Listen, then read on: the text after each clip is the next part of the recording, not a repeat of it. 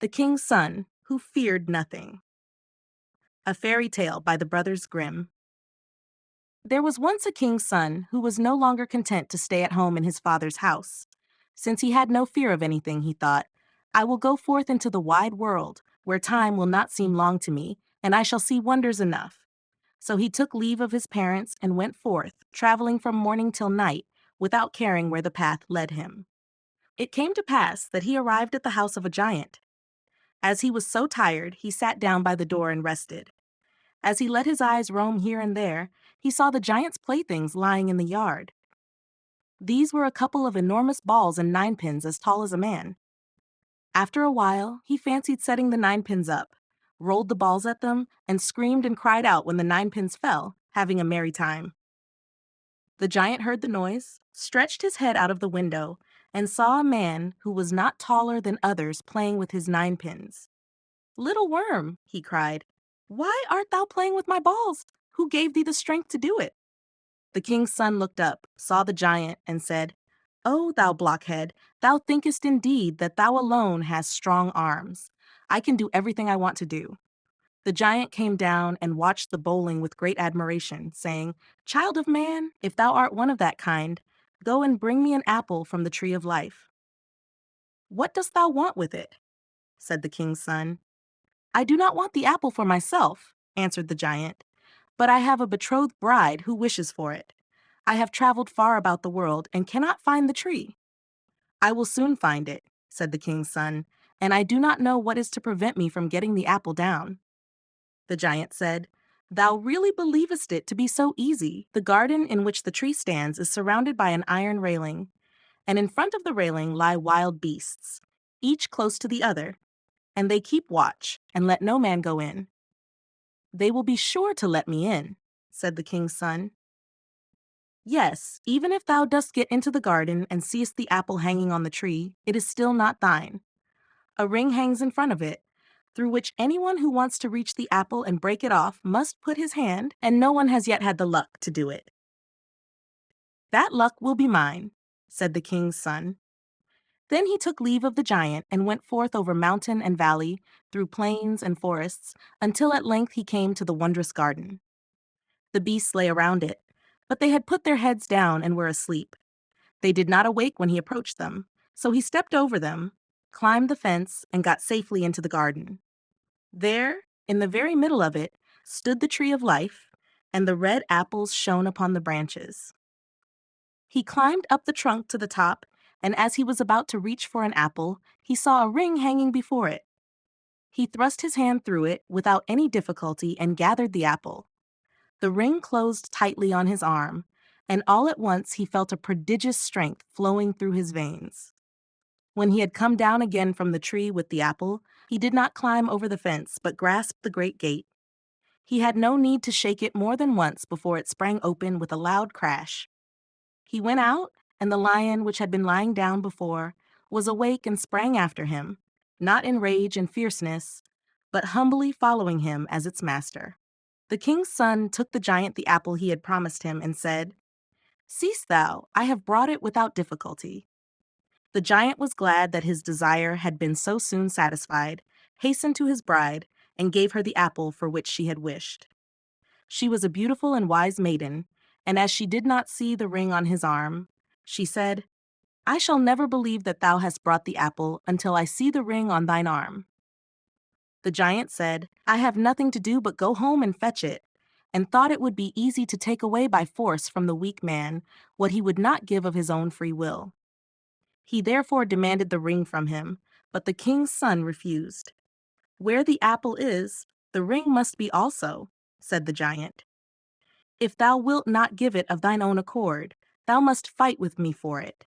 They wrestled with each other for a long time, but the giant could not get the better of the king's son, who was strengthened by the magical power of the ring.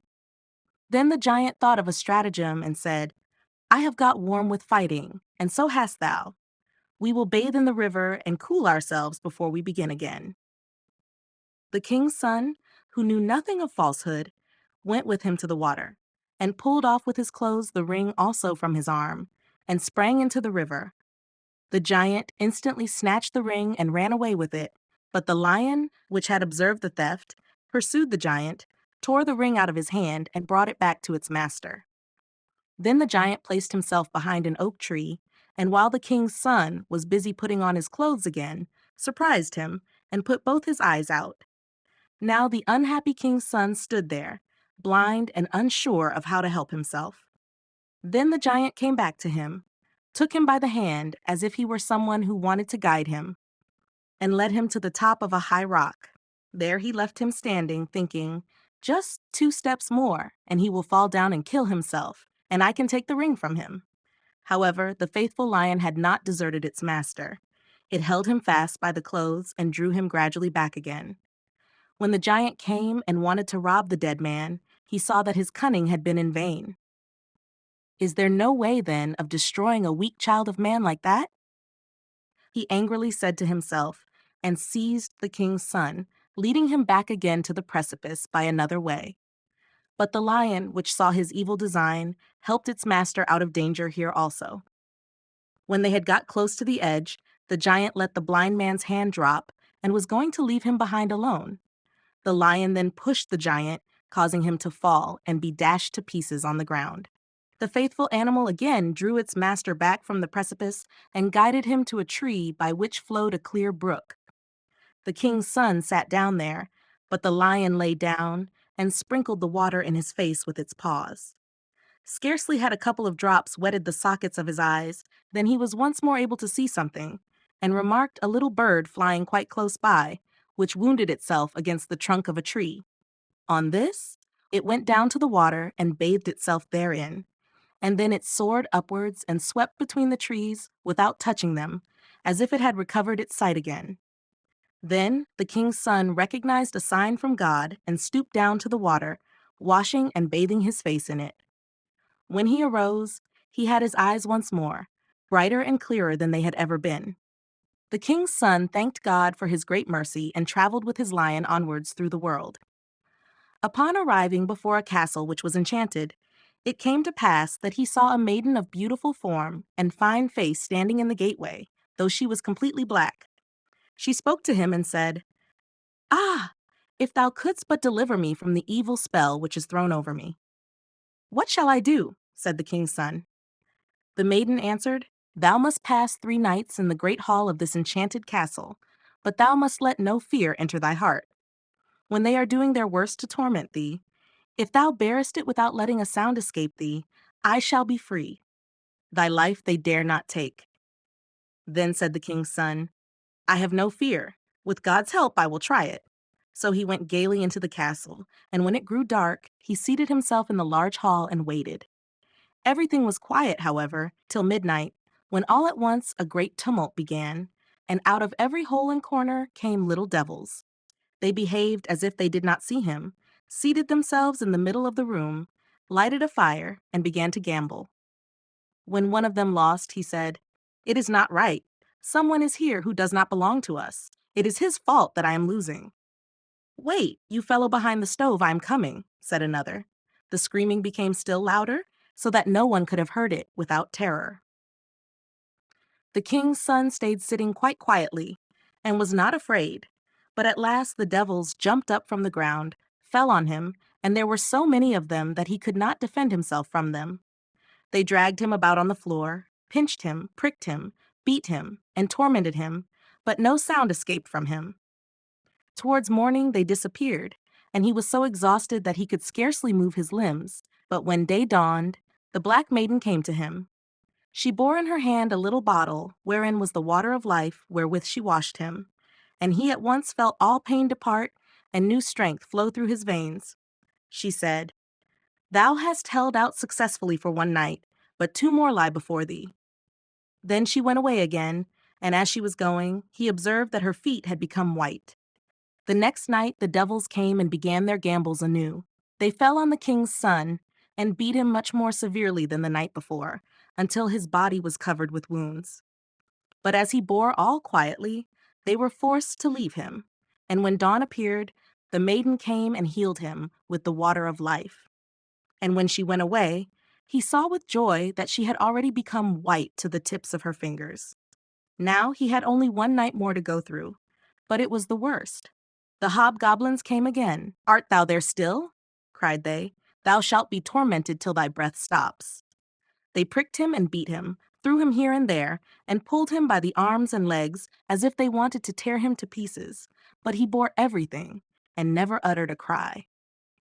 At last the devils vanished, but he lay fainting there and did not stir, nor could he raise his eyes to look at the maiden who came in and sprinkled and bathed him with the water of life.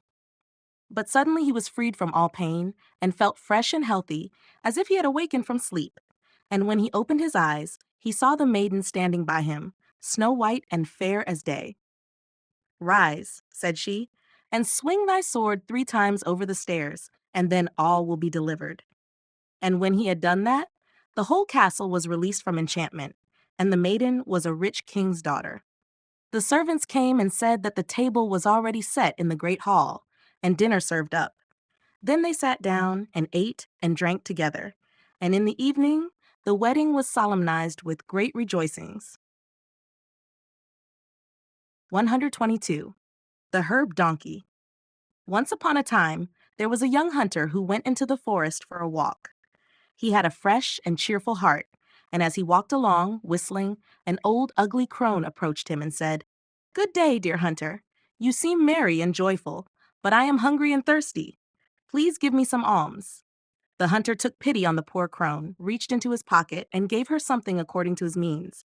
He intended to continue on his way, but the old woman stopped him and said, "Listen, dear hunter. For your kind heart, I shall give you a gift. Just keep going along your path, and before long, you will come to a tree where 9 birds are perched, fighting over a cloak held in their claws. Take aim with your gun and shoot right into the middle of them. They will drop the cloak for you, and one of the birds will also fall dead from the sky. Take the cloak with you. It is a wish cloak. When you throw it over your shoulders, you need only wish to be in a place, and instantly you will be there. Take the heart from the dead bird, swallow it whole, and every morning when you wake up, you will find a gold coin under your pillow." The hunter thanked the wise woman and thought to himself, "Beautiful things she has promised me, if only they would all come true." But as he had walked about 100 steps, he heard above him in the branches a clamor and chirping that made him look up. There he saw a heap of birds tearing at a cloth with their beaks and feet, screaming, pulling, and fighting as if each wanted it all to itself. "Well," said the hunter, "that's strange. It's exactly as the old woman said." He took the gun from his shoulder, aimed, and fired right into the midst of them, causing feathers to fly around. Immediately, the creatures took flight with great cries, but one fell dead to the ground, and the cloak also fell down. The hunter did as the old woman had instructed him. He cut open the bird, found the heart, swallowed it, and took the cloak home with him. The next morning, when he woke up, he remembered the promise and wanted to see if it had come true. As he lifted his pillow, he saw the gold coin gleaming at him, and the next morning he found another one, and so on every time he woke up. He amassed a pile of gold, but finally he thought, "What good is all my gold if I stay at home? I want to go out and see the world." So he bid farewell to his parents, slung his hunting bag and rifle over his shoulder, and set off into the world. It happened that one day he came through a thick forest, and as it ended, an impressive castle lay in the plain before him. In a window of the castle stood an old woman with a beautiful young maiden, looking down. The old woman was a witch and said to the girl, "Here comes someone from the forest who has a wonderful treasure within him. We must charm him away from it, my dear daughter. It suits us better than him. He carries a bird's heart with him, which is why a gold coin lies under his pillow every morning." She told her how things stood with that, and how she should play for it, and finally she threatened and said with angry eyes, "And if you don't obey me, you will be unhappy." When the hunter approached, he saw the girl and said to himself, "I have wandered around for so long.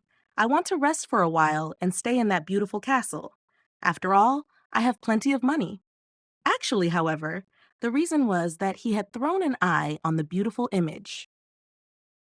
He entered the house and was warmly welcomed and courteously entertained. It didn't take long before he fell so in love with the witch's daughter that he thought of nothing else and only gazed into her eyes eagerly doing whatever she asked. Then the old woman said, "Now we must have the bird's heart. He won't notice if it's missing." They prepared a potion, and when it was brewed, she poured it into a cup and gave it to the girl, who had to pass it to the hunter. She said, "Now, my beloved, drink to me."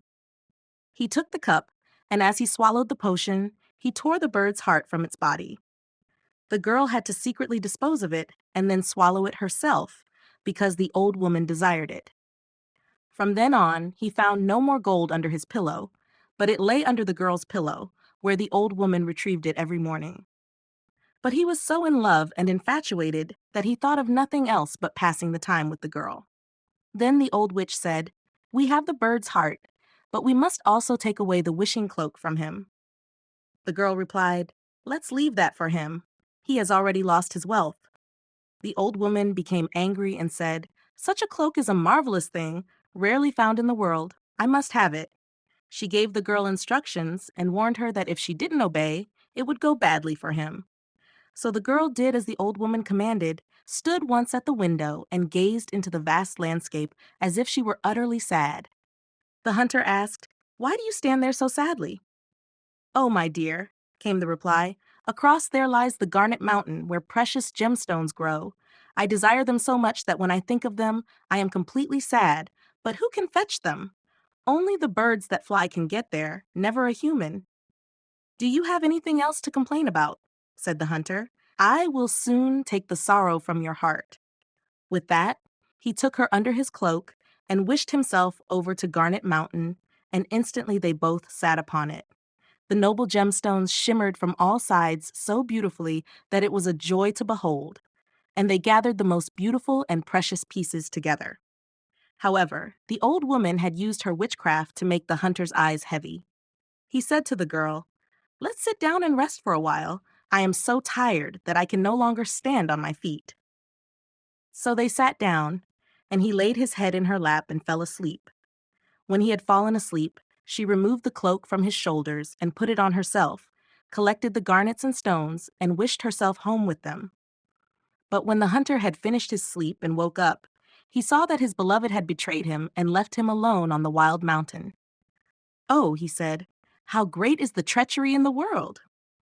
He sat there in worry and heartache and didn't know what to do. However, the mountain belonged to wild and monstrous giants who lived there and carried on their activities, and he hadn't sat there long before he saw 3 of them striding towards him. He lay down as if he were sunk in deep sleep. Now the giants approached, and the first nudged him with his foot and said, "What lies here? An earthworm examining its insides." The second said, "Kick him dead." But the third said contemptuously, "That would be worth the trouble. Let him live. He cannot stay here, and if he climbs higher to the mountain peak, the clouds will seize him and carry him away." During this conversation, they passed by, but the hunter had listened to their words, and as soon as they were gone, he got up and climbed up to the mountain peak. After he had sat there for a while, a cloud floated up, seized him, carried him away, and for a while dragged him along the sky. Then it descended and settled over a large herb garden, surrounded by walls, so that he gently landed on the ground among cabbages and vegetables. The hunter looked around and said, "If only I had something to eat. I am so hungry, and it will be difficult to proceed further. But here I see no apple or pear or any fruit, only vegetables everywhere." Finally, he thought, "In need, I can eat some of the lettuce. It doesn't taste special, but it will refresh me." So he picked out a nice head and ate from it, but as soon as he had swallowed a few bites, he felt strange, and he felt completely changed. He grew 4 legs, a thick head, and 2 long ears, and with horror, he saw that he had been transformed into a donkey. Yet because he still felt great hunger and the juicy salad tasted good to him in his current nature, he ate with great greed. Finally, he reached another type of salad, but as soon as he swallowed some of it, he felt a new change and returned to his human form. Now the hunter lay down and slept away his weariness. When he woke up the next morning, he broke off 1 head of the bad and 1 of the good salad and thought, "This will help me again and punish the treachery." Then he took the heads, climbed over the wall, and went off to find his beloved's castle. After wandering around for a few days, he fortunately found it again. He quickly tanned his face so that his own mother wouldn't recognize him, went into the castle, and asked for lodging. "I am so tired," he said, "and cannot go any further." The witch asked, "Fellow countryman, who are you, and what is your business?" He replied, "I am a messenger of the king, sent out to find the most delicious salad that grows under the sun. I have been fortunate enough to find it and carry it with me, but the sun's heat burns too strong, threatening to wilt the delicate herbs, and I am unsure if I will be able to bring it further." When the old woman heard about the delicious salad, she became greedy and said, "Dear countryman, let me try this wonderful salad." "Why not?" he replied. "I have brought 2 heads and will give you one," opened his sack, and handed her the bad one. The witch thought nothing of it, and her mouth watered so much for the new dish that she went into the kitchen and prepared it herself. When it was ready, she couldn't wait for it to be on the table, but immediately took a few leaves and put them in her mouth. But as soon as they were swallowed, her human form was lost, and she ran down into the courtyard as a she-ass. Now the maid came into the kitchen, saw the prepared salad standing there, and wanted to serve it, but on the way, she, following old habits, felt the urge to try it and ate a few leaves. Immediately, the magical power appeared, and she too turned into a she-ass and ran out to the old woman, dropping the bowl of salad on the ground. In the meantime, the messenger was with the beautiful girl, and as no one came with the salad, and she was also eager for it, she said, "I don't know where the salad is." Then the hunter thought, "The herb must have done its work already," and said, "I will go to the kitchen and inquire." When he came down, he saw the 2 she-asses running around in the courtyard, but the salad was lying on the ground. "All right," he said, "the 2 have had their share," picked up the remaining leaves, put them in the bowl, and brought them to the girl. "I myself bring you this delicious food," he said, "so you don't have to wait any longer." She ate from it, and soon she too was deprived of her human form and ran into the courtyard as a she-ass. After washing his face so that he could be recognized by the transformed ones, the hunter went down into the courtyard and said, "Now you shall receive the reward for your treachery." He tied all 3 of them together with a rope and drove them away until he came to a mill. He knocked on the window. The miller stuck his head out and asked what he desired. "I have 3 evil creatures," he replied, "whom I no longer wish to keep. If you will take them in, provide them with food and lodging, and treat them as I instruct, I will pay whatever you ask." The miller said, "Why not? But how should I treat them?" The hunter said that the old she-ass, who was the witch, should be given lashes 3 times a day and fed once. The younger one, who was the maid, should be given lashes once and fed 3 times. And the youngest one, who was the girl, should not be given lashes at all and fed 3 times. For he could not bring himself to have the girl beaten. After that, he returned to the castle, and everything he needed he found there.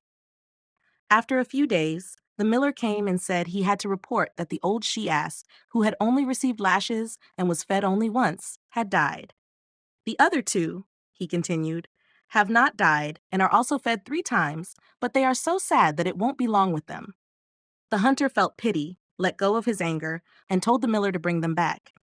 And when they arrived, he gave them the good salad to eat, so that they turned back into humans. Then the beautiful girl fell on her knees before him and said, "Oh, my beloved, forgive me for the evil I have done to you. My mother forced me to do it. It happened against my will, for I love you with all my heart. Your wishing cloak is hanging in a cupboard, and for the bird's heart, I will take a vomiting potion." He changed his mind and said, "Keep it. It doesn't matter, for I will take you as my faithful wife." And they held a wedding, and they lived happily together until their death. The Old Woman in the Wood. Once upon a time, a poor servant girl was traveling with her masters through a great forest. In the midst of it, robbers emerged from the thicket and murdered everyone they found. All perished except the girl, who had leaped out of the carriage in fear and hidden behind a tree. When the robbers departed with their spoils, she approached and witnessed the great tragedy. Overcome with sorrow, she wept bitterly, lamenting, "What can a poor girl like me do now? I don't know how to escape this forest, No one lives here, so I will surely starve. She wandered about, searching for a path but found none. As evening fell, she sat beneath a tree, entrusting herself to God, determined to remain there, come what may. After a while, a white dove flew to her carrying a small golden key in its beak. It placed the key in her hand and said, "Do you see that large tree? There's a small lock on it. Use this key to open it, and you will find plenty of food, no longer suffer from hunger." She went to the tree, unlocked it, and discovered milk in a small dish and white bread to satisfy her hunger. When she had eaten her fill, she remarked, "It's now the time when the chickens at home go to roost. I'm so tired I could go to bed too." Then the dove returned, bearing another golden key, and said, "Open that tree over there, and you will find a bed." So she unlocked it and found a beautiful soft bed. She prayed to God to protect her through the night, lay down, and slept. In the morning, the dove came again with a third key and said, "Open that tree over there, and you will find clothes." When she opened it, she discovered garments adorned with gold and jewels, more splendid than those of any king's daughter. Thus she lived there for some time, the dove providing for her daily needs, leading to a quiet and good life. Once, however, the dove came and said, "Would you do something for my sake?" "With all my heart," said the girl. Then the dove said, "I will lead you to a small house. Go inside. In the middle by the hearth, an old woman will be sitting and will say good day. But for your life, do not answer her, no matter what she says. Instead, go to her right hand. There is a door. Open it, and you will enter a room where a multitude of rings of all kinds are lying on the table. Among them are splendid ones with glittering stones, but leave those and seek out a plain one that must also be among them. Bring it to me as quickly as you can." The girl went to the little house and approached the door. Inside sat an old woman who stared in surprise when she saw her and said, "Good day, my child." However, the girl gave her no reply and moved towards the door. "Where are you going?" she cried, grabbing her skirt and attempting to hold her fast. "This is my house. No one may enter unless I allow it." But the girl remained silent, freed herself from her grasp, and went straight into the room. There lay on the table an enormous quantity of rings that gleamed and glittered before her eyes. She rummaged through them, looking for the plain one, but could not find it. While she searched, she saw the old woman sneaking away with a birdcage in her hand, intending to escape. So she approached her, took the cage from her hand, and when she lifted it and looked inside, there was a bird with the plain ring in its beak. Then she took the ring and ran happily back to the house with it, thinking the white dove would come and fetch the ring, but it did not come. So she leaned against a tree and waited for the dove, and as she stood there, it was as if the tree was soft and pliant, its branches lowering. Suddenly, the branches wrapped around her like arms, and when she looked around, the tree had turned into a handsome man who embraced her warmly and kissed her affectionately, saying, "You have freed me and rescued me from the power of the old woman, who is an evil witch. She had transformed me into a tree, and every day for a few hours I was a white dove. As long as she possessed the ring, I could not regain my human form." His servants and horses, also freed from the enchantment she had cast, stood beside him. So they journeyed to his kingdom, for he was a king's son, and they married and lived happily ever after. The Three Brothers. There was once a man who had 3 sons and nothing else in the way of property than the house in which he lived. Now each one would have liked to have the house after his father's death, but the father loved one as much as the other, and did not know how he should begin to show no preference for any one of them. Nor did he wish to sell the house, since it had belonged to his forefathers. Otherwise, he might have divided the money among them. At last, he hit upon a plan and said to his sons, "Go forth into the world and try your luck, and learn each of you a trade, and when you all return, he who makes the best masterpiece shall have the house." The sons were satisfied with this, and the eldest wished to be a farrier, the second a barber, and the third to be a fencing master. Then they fixed a time when they would all come home together and went away. It so happened that each found a good master where he learned something respectable. The farrier had to shoe the king's horses, and thought, "Now you cannot fail to get the house." The barber shaved nothing but the great lords, and thought that the house was already his. The fencing master got many a blow, but he clenched his teeth and did not let it grieve him, for he thought, "If you are afraid of a blow, you will never get the house." When the appointed time had come, they all came back home to their father, but they did not know how they could find the best opportunity to show their skill, so they sat down and consulted together. And as they were sitting there, a hare came running across the field. "Aha! Just in time," said the barber. So he took basin and soap and lathered away until the hare came up. Then he soaped and shaved the hare's whiskers while it ran at full speed, and neither cut his skin nor hurt a hair on his body. "Well done," said the old man. "If the others do not exert themselves greatly, the house will be yours." Shortly after, a nobleman came driving by in his coach at full speed. "Now you shall see, father, what I can do," said the farrier. So he ran after the coach, took off all 4 shoes from one of the horses while it was galloping, and put on 4 new ones without stopping him. "You are a fine fellow, and as clever as your brother," said his father. "I do not know to whom I ought to give the house." Then spoke the third. "Father, let me also have my turn." And because it was beginning to rain, he drew his sword and swung it in cross strokes above his head so quickly that not a drop fell upon him.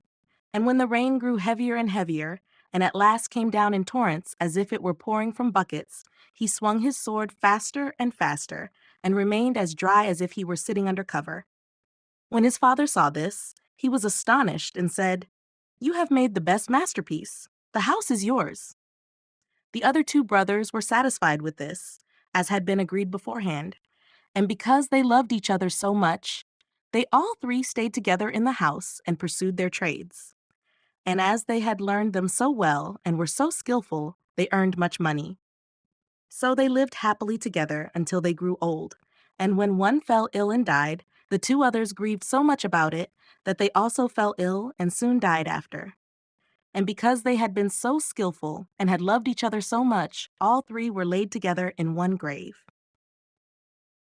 The Devil and his Grandmother. There was a great war, and the king had many soldiers, but he paid them little so that they could not live on it. 3 of them joined together and wanted to desert. One said to the other, "If we are caught, they will hang us on the gallows. How will we manage it?" The other said, "Look at that large cornfield. If we hide there, no one will find us.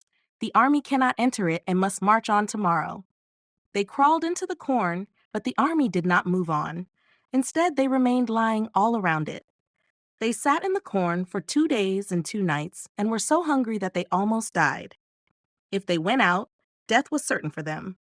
Then they said, "What good is our desertion if we have to die miserably here?" At that moment, a fiery dragon flew through the air, descended to them, and asked why they had hidden there. They replied, "We are 3 soldiers who deserted because our pay was low. Now we must either starve to death if we stay here, or hang on the gallows if we leave." "If you will serve me for 7 years," said the dragon, "I will lead you through the army so that no one will catch you." "We have no choice and must accept," they replied. Then the dragon seized them with his claws, carried them through the air over the army, and set them down far from it. But the dragon was none other than the devil. He gave them a small whip and said, "Whip with this, and as much gold will spring up around you as you wish for. Then you can live like great lords, keep horses, and ride in carriages. However, after 7 years, you are mine." Then he presented a book to them, which all 3 were forced to sign. "But then," he said, "I will give you a riddle to solve. If you can guess it, you shall be free and released from my power." Then the dragon flew away from them, and they traveled with their whips, had plenty of money, ordered themselves rich clothes, and traveled around the world. Wherever they were, they lived in joy and splendor, rode horses, drove carriages, ate and drank, but did nothing evil. Time passed quickly for them, and when the 7 years were coming to an end, 2 of them were terribly anxious and frightened. But the third took it lightly and said, "Brothers, fear nothing. I am not stupid. I will guess the riddle." They went out into the open field, sat down, and the 2 made sad faces. Then an old woman came up to them and asked why they were so sad. "Alas," they said, "how does that concern you? After all, you cannot help us. Who Who knows, she said. Just confide in me. So they told her they had been servants of the devil for almost 7 years. He had provided them with money like hay, but they had signed themselves over to him and were forfeit to him if, after 7 years, they could not solve a riddle. The old woman said, "If you want to be helped, one of you must go into the forest. There you will come to a collapsed rock wall that looks like a little house. Enter there and you will find help." The two sad ones thought, "That will not save us," and stayed sitting. But the third, the cheerful one, got up and went far into the forest until he found the rock hut. In the hut sat a very old woman, who was the devil's grandmother, and asked him where he came from and what he wanted there. He told her everything that had happened, and because she liked him, she took pity on him and said she would help him. She lifted a large stone that lay over a cellar and said, "Hide yourself here. You can hear everything that is said here. Just sit still and do not move. When the dragon comes, I will question him about the riddles. He tells me everything. Pay attention to what he answers." At midnight, the dragon flew there and demanded his dinner. The grandmother set the table and served food and drink so that he was pleased, and they ate and drank together. In conversation, she asked him how his day had gone and how many souls he had caught. "Today did not go quite well," he answered, "but I have caught 3 soldiers. They are safe with me." "Yes, 3 soldiers," she said. "They have something about them. They may yet escape you." The devil said mockingly, "They are mine. I will give them a riddle that they can never guess." "What riddle is that?" she asked. "I will tell you. In the great North Sea lies a dead catfish that shall be their roast meat, and a rib from a whale shall be their silver spoon, and an old hollow horse's hoof shall be their wineglass." When the devil had gone to bed, the old grandmother lifted the stone and let the soldier out. "Have you paid close attention to everything?" "Yes," he said. "I know enough and will manage to help myself." Then he had to return another way, through the window, secretly and quickly to his comrades. He told them how the devil had been tricked by the old grandmother and how he had learned the answer to the riddle from him. Then they were all joyful and in good spirits, took the whip and whipped so much money for themselves that it scattered all over the ground. When the 7 years had fully passed, the devil came with the book, showed the signatures, and said, "I will take you with me to hell. There you shall have a meal. If you can guess what roast meat you will have to eat, you shall be free and released from our agreement, and may also keep the whip." Then the first soldier began. "In the great North Sea lies a dead catfish. That must be the roast meat." The devil was angry, muttered, and asked the second, "But what will your spoon be?" "A rib from a whale. That shall be our silver spoon." The devil made a grimace, growled again, "Hmm, hmm," and said to the third, "And do you also know what your wineglass shall be?" "An old horse's hoof shall be our wineglass." Then the devil flew away with a loud cry and had no more power over them. But the 3 kept the whip, whipped as much money for themselves as they wanted, and lived happily until their end.